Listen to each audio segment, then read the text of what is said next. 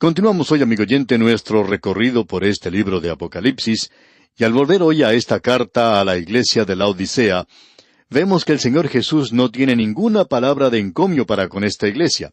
Todo se condena aquí. Aún las obras que ellos hacen no son buenas obras, son malas obras, y la iglesia, dice el Señor, ni era fría ni era caliente. Eso tenía un antecedente y un significado local en aquel día. En Tiatira, ellos se encontraban en un lugar como una planicie, digamos, aunque es una zona montañosa, pero se encuentra en un gran valle. Las montañas frigias se encuentran en la distancia hacia el oriente y están a las puertas de Frigia. Y la Odisea y Colosas se encuentran en una localidad bastante fuera de lo común. Ahora, entre la Odisea y yendo hacia las montañas frigias, se encuentra en un valle un gran templo. Era un templo de Anatolia, de un dios hombre frigio llamado Coru. Este era un dios primitivo en esa zona, pero el templo que fue construido allí era el centro mismo de toda la sociedad. También lo era de la administración y del comercio y de la religión. Existía allí una religión muy primitiva y también tenía un gran mercado donde iban los extranjeros. Allí iba gente de todas partes. Llegaban a ese lugar y llevaban a cabo sus negocios en ese mercado. Es algo a lo cual están acostumbradas estas personas.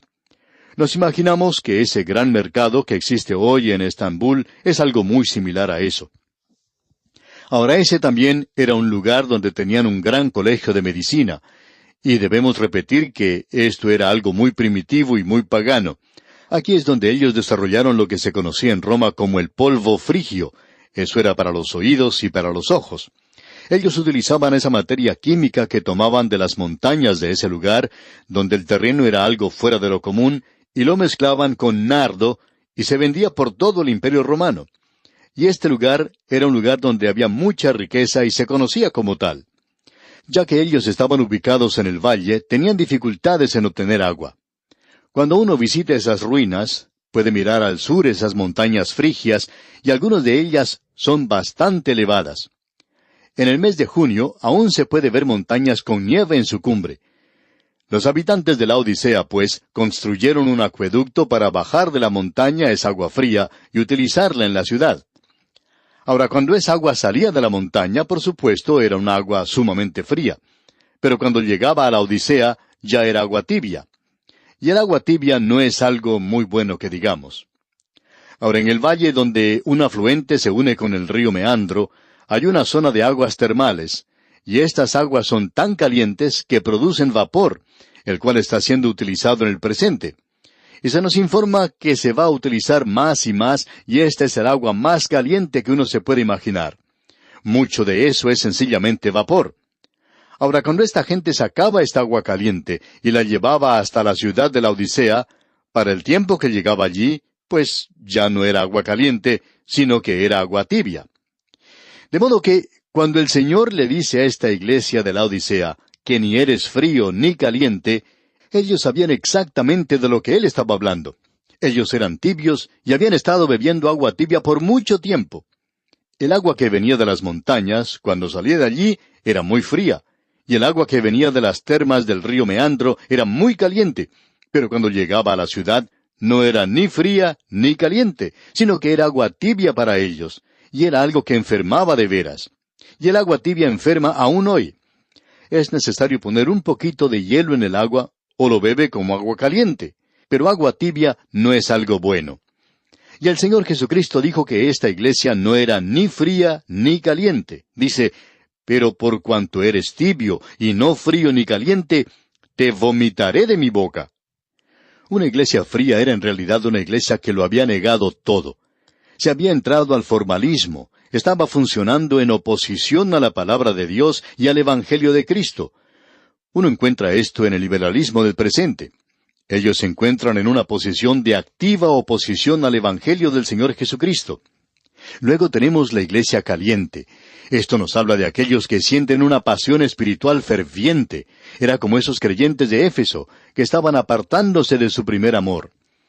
El Espíritu de Dios les había llevado a una posición muy elevada en su relación personal con Cristo. Pero esta iglesia tampoco era caliente, ni era fría, era sencillamente tibia. Y entre esas posiciones de la caliente y la fría tenemos esta fe tibia. Diríamos nosotros que este es el cuadro de muchas, pero muchas iglesias en el día de hoy. Muchas grandes denominaciones que se han apartado de la fe y muchas iglesias en estas denominaciones y fuera de ellas tratan de mantener una posición media. No quieren salir abiertamente en apoyo de la palabra de Dios y de las grandes doctrinas de la fe cristiana, pero al mismo tiempo no quieren ser conocidas como iglesias liberales. Hay otros que gustan de andar bien con ambos lados. Conocemos a ciertas personas que hacen esto. Algunos son lo que llamaríamos extremistas en ambas direcciones. Algunos han llegado a ser fundamentalistas en extremo. Otros han llegado a ser liberales en extremo. Y hay muchos que tratan de estar en los dos lados de la corriente. Y esa es una condición que es prácticamente imposible. Y esto es lo que hace que el Señor Jesucristo diga que le enferma. Y dice francamente aquí, te vomitaré de mi boca. A nuestro juicio, este es el andar en medio del camino, tomar una posición hipócrita, teniendo un nombre de que viven, pero están muertos, que tienen apariencia de piedad, pero niegan la eficacia de ella. A estos, dice la Escritura, evita. Y el protestantismo en realidad piensa que cree todas estas grandes doctrinas y los credos de las grandes iglesias son credos maravillosos. La confesión de fe de Westminster, repudiada en su gran mayoría por la iglesia que lo creó, también es algo maravilloso. Y hay otras confesiones de estas otras iglesias. Tienen credos maravillosos. Bueno, ¿quién les está siguiendo? ¿Quién les cree en el presente? Tienen apariencia de piedad, pero niegan la eficacia de ella. Tienen un nombre de que están vivos, pero están muertos en realidad. No son ni fríos ni calientes. Son tibios. Este es un cuadro terrible el que se nos presenta. Luego en el versículo 17 de este capítulo 3 de Apocalipsis leemos, porque tú dices, yo soy rico y me he enriquecido, y de ninguna cosa tengo necesidad, y no sabes que tú eres un desventurado, miserable, pobre, ciego y desnudo. Ahora, la ciudad de la Odisea era una ciudad rica. Suponemos que las ciudades de la Odisea y de Sardis eran probablemente dos ciudades muy ricas, quizás las más ricas de toda esa zona en particular en ese tiempo. Y el Señor dice aquí, porque tú dices, yo soy rico y me he enriquecido, y de ninguna cosa tengo necesidad. Ellos pensaban que el dinero era la respuesta a cualquier problema de la vida. Al concluir la Segunda Guerra Mundial, esa fue la suposición en la que operó el gobierno norteamericano, y comenzó a utilizar el dinero en todo el mundo, como si estuvieran comprando amigos para hacer la paz, para arreglar los problemas del mundo. Sin embargo, esto no sucede así, amigo oyente. El dinero no soluciona todos los problemas que tiene el mundo, porque las riquezas nunca resuelven nada. Esta iglesia en la Odisea trató eso, probó eso. Yo soy rico, dijo, y me he enriquecido, y de ninguna cosa tengo necesidad. Pero el Señor le dice, ¿no sabes que tú eres un desventurado, miserable, pobre, ciego y desnudo? Esta iglesia se jactaba de sus posesiones materiales. En cambio, la iglesia en Esmirna era pobre en cosas materiales. Usted recuerda que el Señor les elogió por eso. Era una iglesia de gente pobre, débiles y menospreciados por el mundo. No había muchos ricos y nobles en esa iglesia primitiva.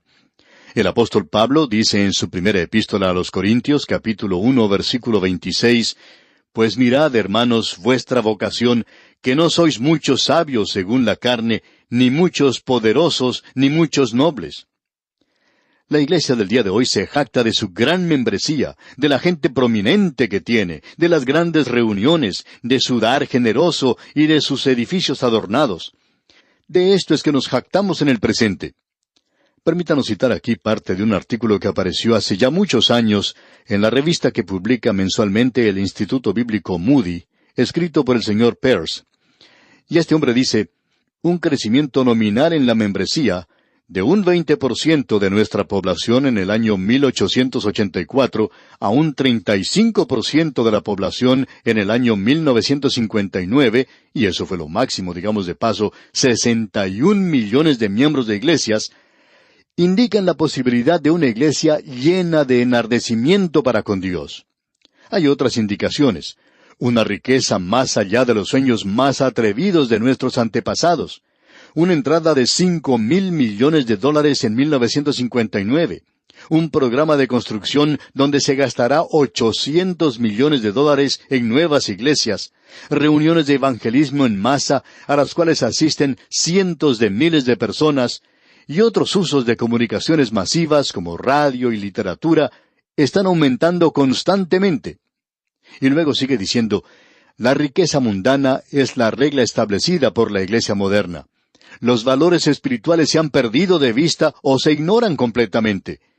La iglesia no es solo rica en cuanto a posesiones terrenales, sino que está en el negocio de acumular riquezas. Se le dice a la gente que haga sus testamentos en favor de algunas organizaciones cristianas, de algunos programas radiales u otras obras que profesan ser cristianas y que son operadas como elementos promocionales para levantar dinero que provee un cuidado muy lujoso de aquellos promotores. Hasta aquí la cita del señor Peirce.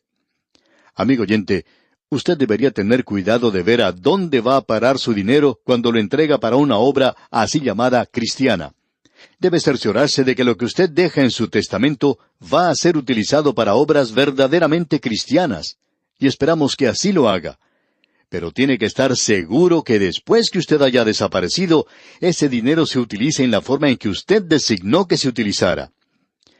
Debemos decir que en el lado espiritual del libro mayor, la cuenta de la iglesia de la Odisea era algo lamentable. Esto es peor que cualquiera de las otras iglesias mencionadas aquí. Da lástima en realidad a causa de la pobreza espiritual que demuestra. Aquí no hay ningún estudio de la palabra de Dios, no hay amor a Cristo, no hay testimonio de una fe salvadora, y aún así es ciega a su verdadera condición. Le falta cubrirse con el vestido de justicia. Para ilustrar esto, amigo oyente, permítanos mencionar una carta que un pastor escribiera hace muchos años y la puso en su cartelera de anuncios. Está dirigida a Juana Ordinaria. Y en esta carta dice, querida Juana, te estoy escribiendo para ayudarte a que te despojes de ese sentimiento de inutilidad que se ha apoderado de ti. Muchas veces tú has dicho que no puedes ver cómo Cristo puede utilizarte, que tú no eres nadie en especial. La iglesia debe llevar en sí parte de la responsabilidad por haberte hecho sentir de la manera en que te sientes. Estoy pensando en la mentalidad de la iglesia de promover instancias de triunfo.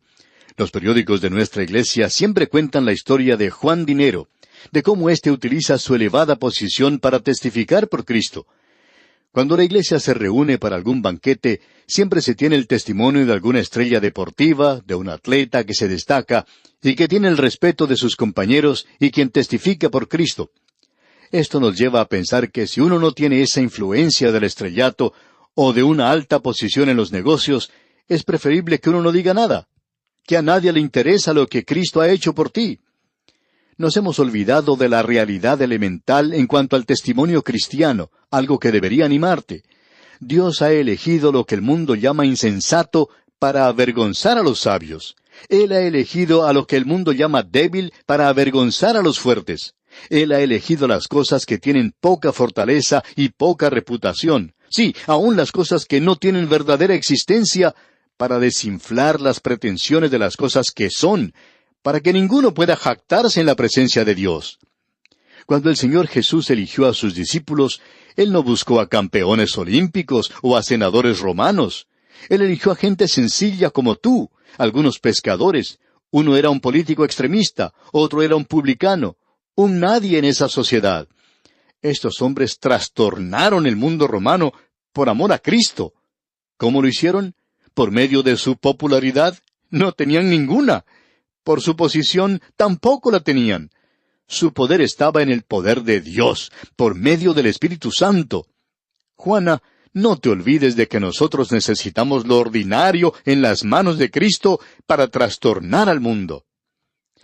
Y hasta aquí esta carta convincente que un pastor enviara a Juana Ordinaria, una creyente como muchas, que se consideran inútiles ante Dios por carecer de fama y poder. Y amigo oyente, a veces nosotros cantamos, el cimiento de la iglesia es Jesucristo su Señor. Ella es su nueva creación por agua y por la palabra. Del cielo Él bajó a buscarla para hacerla su esposa santa. Con su propia sangre la compró y por su vida Él murió.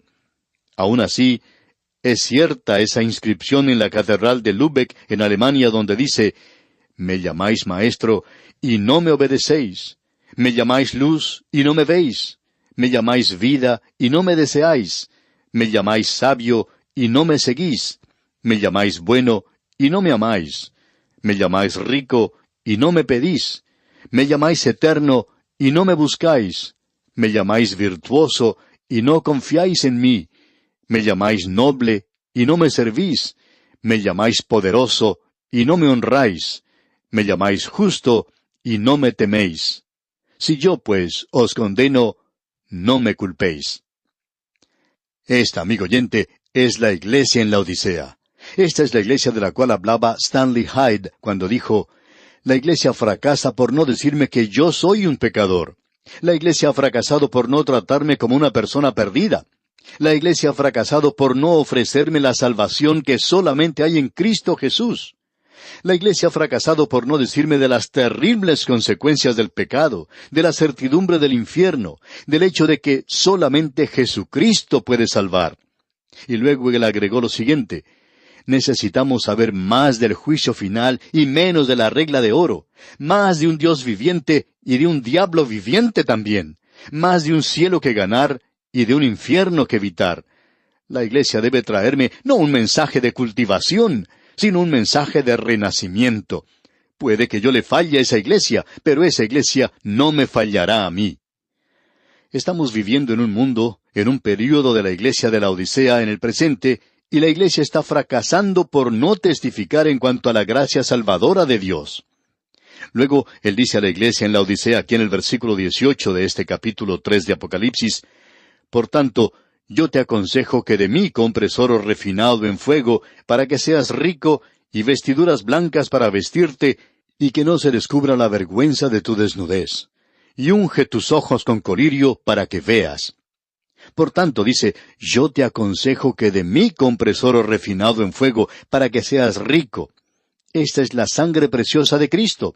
Y vestiduras blancas para vestirte. Esta es la justicia de Cristo. Y unge tus ojos con colirio para que veas. Y esto se refiere al Espíritu Santo, que abre los ojos de los creyentes hoy. Y luego dice en el versículo 19, yo reprendo y castigo a todos los que amo. Sé, pues, celoso y arrepiéntete. Este es su último mensaje a la iglesia. Él le dice que sea celosa, caliente, que se inflame por Dios.